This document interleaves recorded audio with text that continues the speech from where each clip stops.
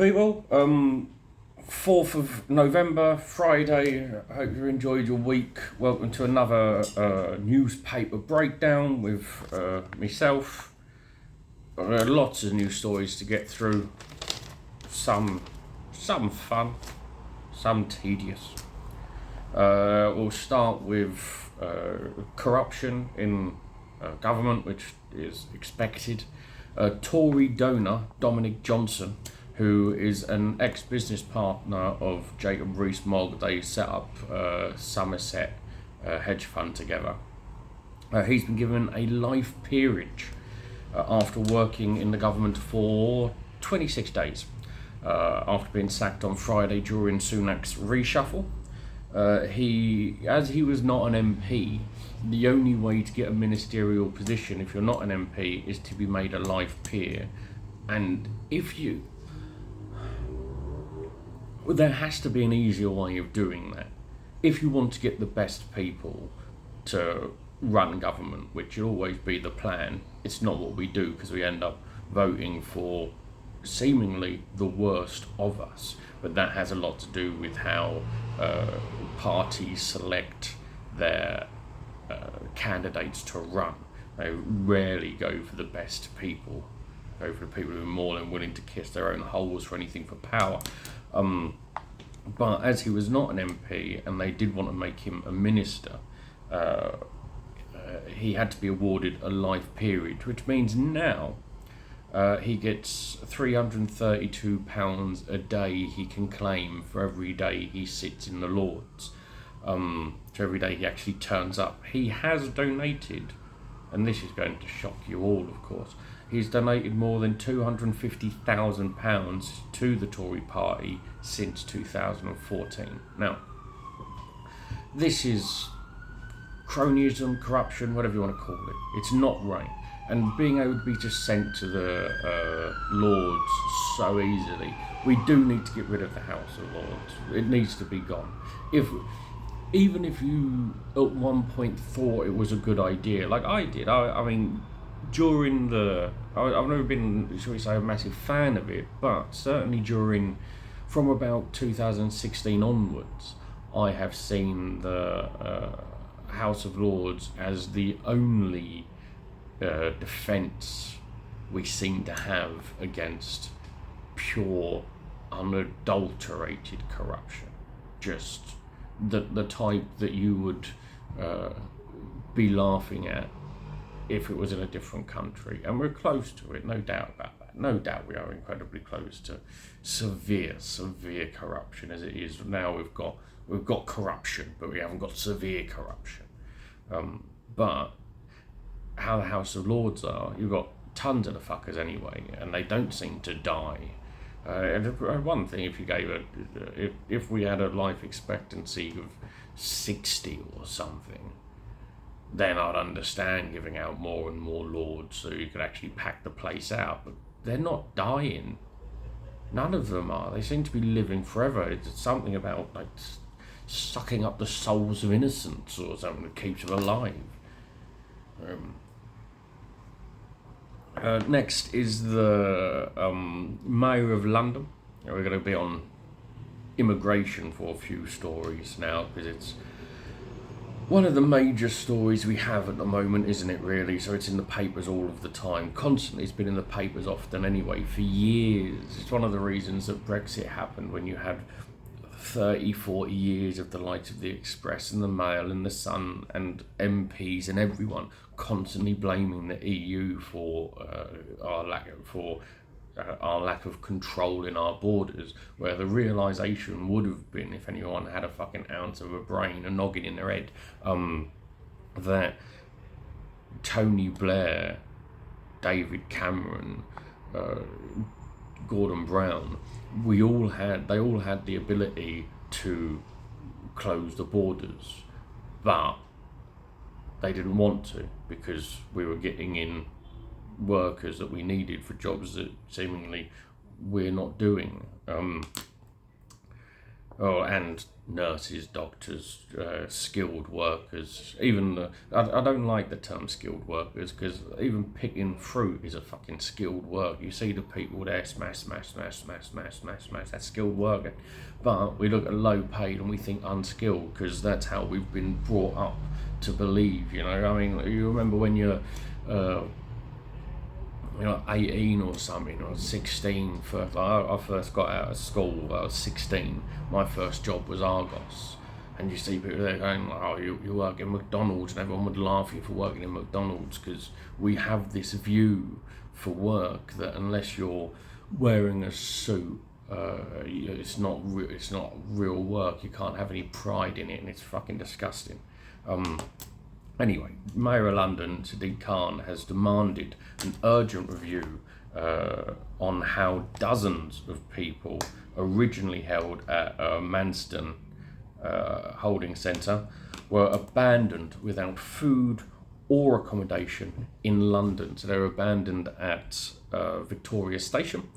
There was a claim today by Chris Phillips, who we will get on to soon, because he is a smarmy prick. He said it was a miscommunication, because they said that they had places to go to.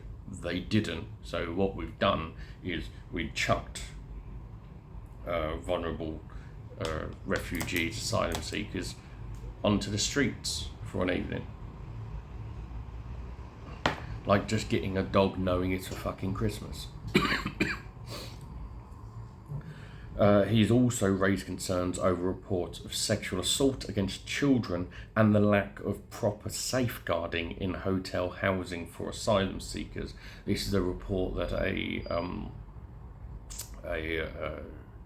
young boy was raped in one of these housing centres. And this is the thing. Now, Home Secretary Braverman is facing legal action. She's facing legal action over the conditions in Marsden. Yesterday, of course, she visited the centre. She travelled on a Chinook helicopter for 20 miles, which is pointless. You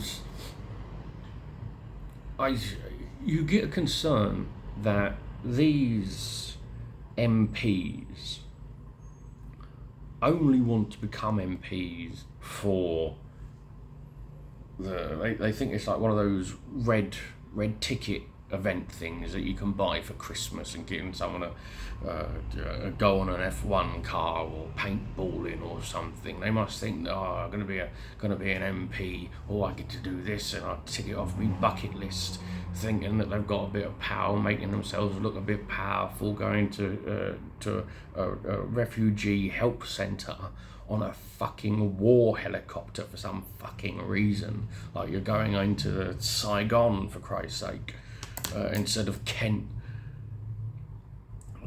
I don't understand the thinking behind it, because that's going to be more expensive as well. That's the thing. You know, talk about the price of petrol. I assume it's going to cost an awful lot more to fill up a helicopter than it is a Ford Focus. On to Chris Phillips, smug in a can. It's Chris Phillips, that's all he is. He told Times Radio today that those coming over here illegally, saying it's a bit of a cheek for them to complain about conditions. Now, this is the problem where refugees, asylum seekers coming over to this country illegally, because there are hardly any, if any, safe routes to come over here, safe legal routes, because we've removed them all. And so, as I've mentioned before, if you actually look at the overall figures of where we are with asylum seekers comparative to where we were before, if you look at illegal versus illegal, the numbers are pretty much about the same. We're just getting more illegal at the moment because we've got less safe routes, safe legal routes to go through. He's also said that Manston was now legally compliant, which is just 2 days after Robert Jenrick, who is another corrupt MP, said that it wasn't legally compliant. So either they've worked really hard or Chris Phillips is once again lying out of his arse. I'll let you be the judge. You can judge on what you think. Is the Tory MP lying? Who knows? He says that there's a cheek of people complaining about conditions, and this continues this idea of, hey, you came over here, so you shut the fuck up and you be grateful. You be grateful. And the thing is this is a view that more than one person will have. You do not deserve anything because you came over here, so you get you thank us with everything because you do not deserve to be here, and from the kindness of our own hearts we have put you on the streets. We have allowed diphtheria and MRSA to spread. We have put you in unsafe conditions, and you should fucking thank us because Royal Britannia rules the waves.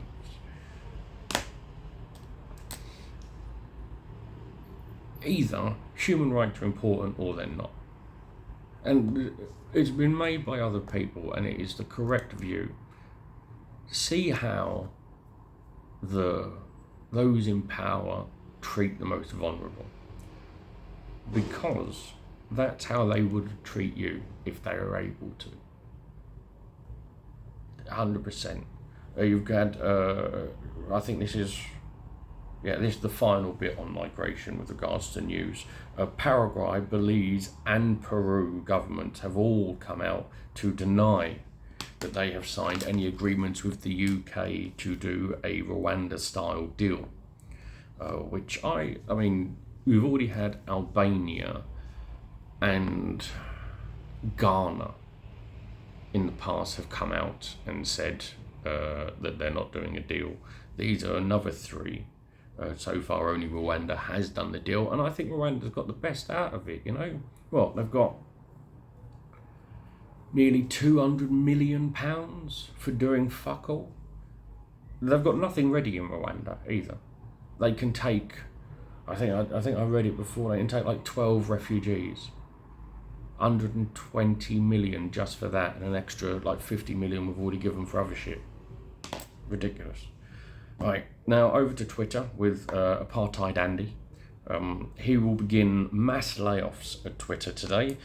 Twitter sent an email to staff yesterday letting them know that they will know if they've got a job, because they will either receive a email to their work email if they've still got a job, and to their personal email if they haven't. And I do not know, from my understanding, the US do not have fantastic employment rights. Have a look at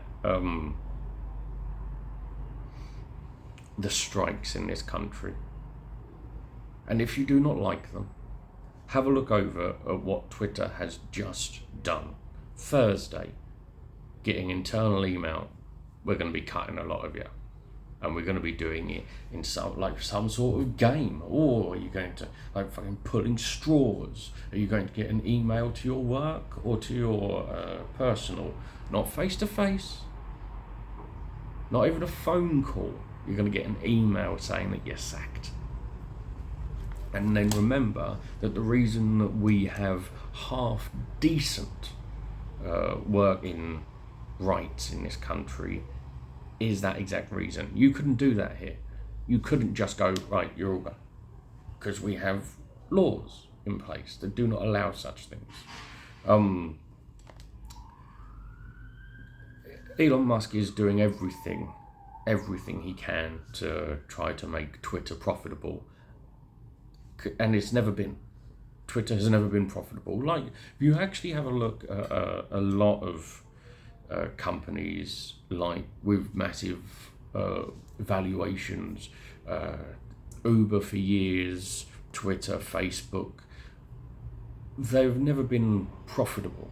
because they get their money from advertising. Apart from like Uber doesn't, but the likes of Twitter and Facebook, they get their money from advertising because we're the product, and so that's where the money comes from. But they never make enough for it to actually. They're not worth what all the valuations claim that they are, unless of course you take into account all of the data they have on everyone. That's where the money comes from, because our data is important, because once again we're the fucking product. With regards to advertising at Twitter, General Mills, who is known for its Cheerios and Lucky Charms cereals, are the latest company to suspend their advertising on Twitter whilst to see what Elon Musk does with it. Are they going to create an even more of a hellscape that Twitter could be? Because it could be worse. I mean, I love Twitter, but it's hell. And it could end up being worse. The moment that Musk came out, you end up having the N-word for taking over, you end up having the N-word trending. That's everything you need to know. You've also had General Motors, Volkswagen and Pfizer have all suspended their advertising with Twitter as well. Final two stories. You've got the Bishop of Oxford has come out and said that the Church of England should allow same-sex marriage for all. So that's the congregation and the clergy. And he apologised for his own views being slow to change. Now that is the type of thing that you want to see. We do have a severe problem, especially with the left, people like, I was going to say myself, I mean I am left-wing, but I despise the left. So. Well, my tea's cold now. But that there, apologising for his own views being slow to change, that's human. That is absolutely human, and it's something that we should praise. We should absolutely praise anyone who is willing to admit that their views have changed, anyone who's allowing their views to change, to evolve, to grow. It's not going to be done overnight. People aren't going to be there going, oh, fucking, right, oh, well, what's this is a new thing I've never heard about before. Fucking, it's fine. Everything that I've learned beforehand, it doesn't even matter. Everything that I've created an entire personality on, fucking, God, easy. All right. It's not going to happen. And so, him coming out and doing that, brilliant. I think it's fantastic. He also apologised for the church's stance on gay relationships, which is good. He followed it up by saying that the clergy should also be able to refuse to opt in to any new arrangements, saying that it should be recognised that keeping a traditional view on marriage and human sexuality is a legitimate and honourable position. Now,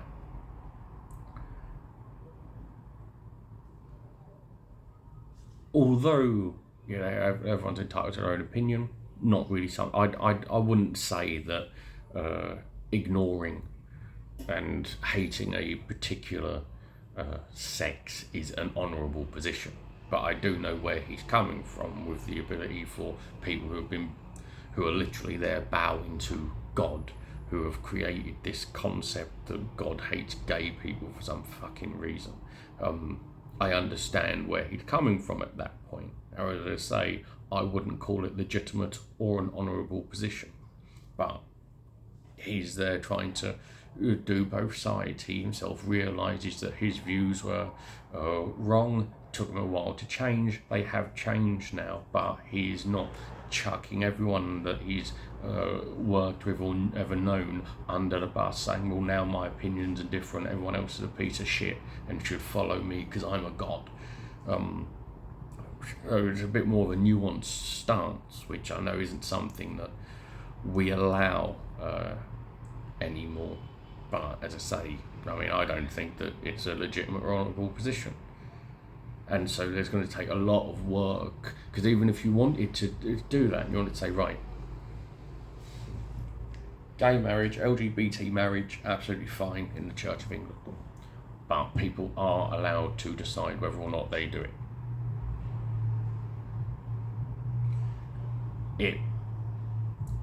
there will be danger moving forward, because you'll find a lot more stories at that point of a clergyman saying no, and then there's going to be it all on social media and rah, rah, rah, rah, rah, rah. Right. You're not going to solve it in this, are you? Finally, now most stories that I cover tend to be on a few different places, so it's not just one thing. So it's not just one news source. There's a couple of different news sources all doing the same story, which helps to check some legitimacy of the story. However, this one is in two different places, but that is the Mail and the Express. So not exactly the creme de la creme. So take it with as a pinch of salt, but you'll see why it's not covered on a lot of other places, because it's on Jeremy Corbyn, who I'll set me stall out. I'm not a fan of. I was a fan in 2015-16 when he came out. I voted for him in 2017. Haven't voted for Labour again. I may do, but I don't like voting for the same people all the time, because I'm not in a cult. But Jeremy Corbyn is set to speak at the Real Path to Peace in Ukraine event, which is going to be set up by the People's Forum, which is a harder left group. They are the type of people who blame the invasion of Ukraine on the NATO expansion, which there isn't one, and imperialism, ignoring Russia's imperialism, China's imperialism, all major fucking big countries' imperialism. The NATO expansion isn't an expansion. What has happened is people want to be part of NATO, and NATO as an organisation have allowed it. That's how it works. They haven't gone in and forced people to become members of NATO. Ridiculous. And this is the problem with the left, especially the far left, would like to stop the war and everything else. They don't care about war crimes unless it's the West doing it. They don't care about genocide unless they can blame the West for it. Russia are doing war crimes at the moment, killing hundreds of thousands of innocent people, destroying schools, killing children, raping and pillaging as they go. And the likes of Jeremy Corbyn and these left-wingers want to go, I'll tell you what you need to do. I'll tell you. Come close. You need to sit down and talk with Putin. And maybe capitulate. Because the thing is, if you want to sit down and talk to Putin, it's fine. There's always the argument, all wars end in discussion. World War II didn't. It didn't. It ended in victory. That's what happened. Hitler killed himself because he was losing. Soviets ended up beating down the Nazis. The US dropped a nuclear bomb on Japan, forced them to fucking surrender.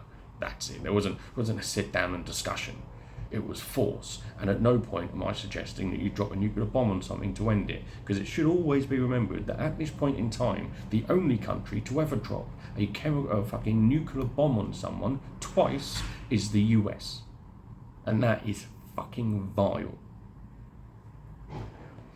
But at this point, you want to sit down and go, oh, you need to talk. No, you can't talk at the moment, because there's no leverage at the moment.